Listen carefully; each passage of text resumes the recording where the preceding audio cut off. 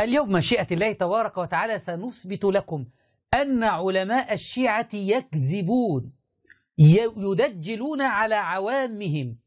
خرج علينا المعمم هادي الربيعي في إحدى المقاطع التي سنراها الآن وهو زاعما أنه لا يستطيع أحد يوم القيامة أن يدخل الجنة إلا بإذن فاطمة، عياذا بالله. حتى النبي صلى الله عليه وسلم لا يستطيع أن يدخل الجنة يوم القيامة إلا بعد أن يستأذن من فاطمة. يذهب لفاطمة يقول: يا فاطمة أريد أدخل الجنة، استغفر الله، فتأذن فاطمة للنبي صلى الله عليه وسلم فيدخل الجنة.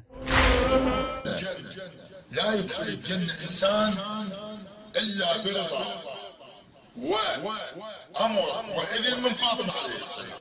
وعندنا الدلائل كثير على أنه يوم القيامة النبي محمد صلى الله عليه وآله لا يدخل الجنة إلا بإذن فاطمة. فاطمة تأذن للنبي صلى الله عليه وآله بالدخول إلى الجنة، فيدخل النبي محمد صلى الله عليه وآله وسلم. المقطع الثاني الذي معنا كما رأيت، المقطع هذا لا يستطيع أحد دخول الجنة إلا بإذن وأمر من فاطمة. المقطع الثاني الذي سنراه الآن لنفس المعمم في حسينية أخرى بعد أن قبض عليه وهو يكذب، يقول: لا يستطيع أحد أن يدخل الجنة يوم القيامة حتى الأنبياء إلا بإذن وأمر فاطمة. لا، هذه المرة يقول: إلا بإذن الحسين. يوم القيامة يقف الإمام الحسين على باب الجنة وباب النار، يدخل من يدخل ويخرج من يخرج.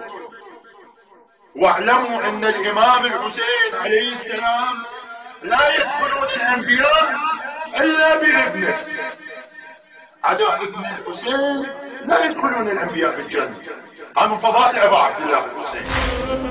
يعني نصدق المقطع الأول الذي يقول لا يستطيع أحد دخول الجنة إلا بإذن فاطمة، ولا المقطع الثاني الذي يقول لا يستطيع أحد دخول الجنة إلا بإذن الحسين؟